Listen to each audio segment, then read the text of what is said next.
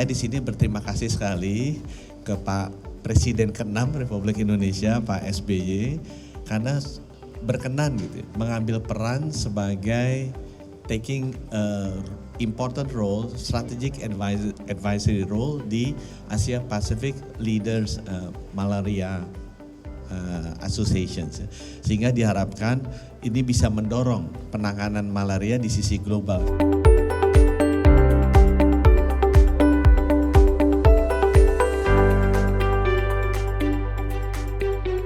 Dalam upaya mencapai eliminasi malaria, maka diluncurkan peta jalan eliminasi malaria dan pencegahan penularan kembali di Indonesia tahun 2025-2045 yang akan menjadi acuan dalam pencapaian eliminasi malaria secara nasional dan pencegahan penularan kembali kasus malaria.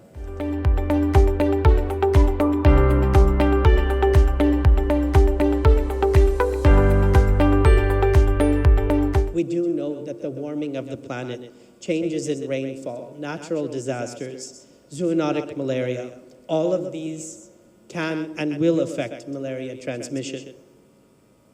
The good news is we know what works. The good news is there are new tools also coming on board. And what is needed is not just sustained financing, but political commitment.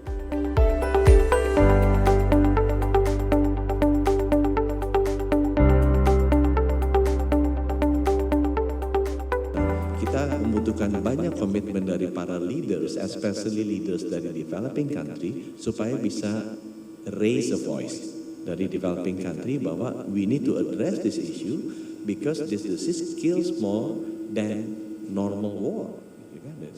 Itu yang kita butuhkan. Nah, kita melaporkan Pak apa yang sudah dilakukan di Indonesia oleh Kementerian Kesehatan, sama seperti tentara, the best strategi to win the war is to prevent the war, gitu artinya. So we need to have a very good surveillance, radar system, intelnya masih bagus. Jadi kalau intel di sana pakai satelit, kita di sini pakai laboratorium atau pakai testing. Nah, kita sekarang sudah memiliki instrumen intel yang bagus, namanya rapid test. Jadi dicolok darahnya, kita lihat apakah dia kena malaria apa tidak. Ini sudah tersebar di seluruh puskesmas.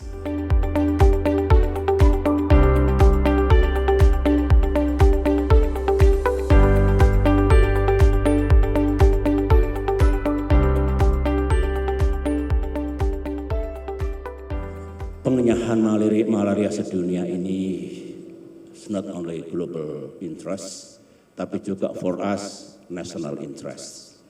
Saya ikut menyusun SDGs bersama Ellen Johnson Sirleaf yang sekarang menjadi co-chair di EMC.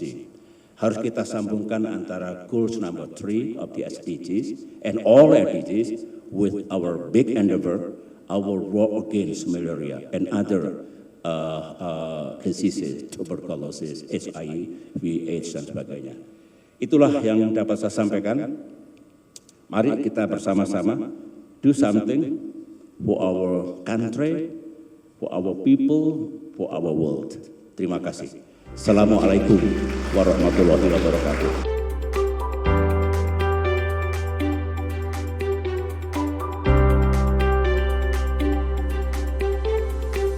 Tantangan kita terbesar itu malaria terjadi paling tinggi di Indonesia itu di Papua.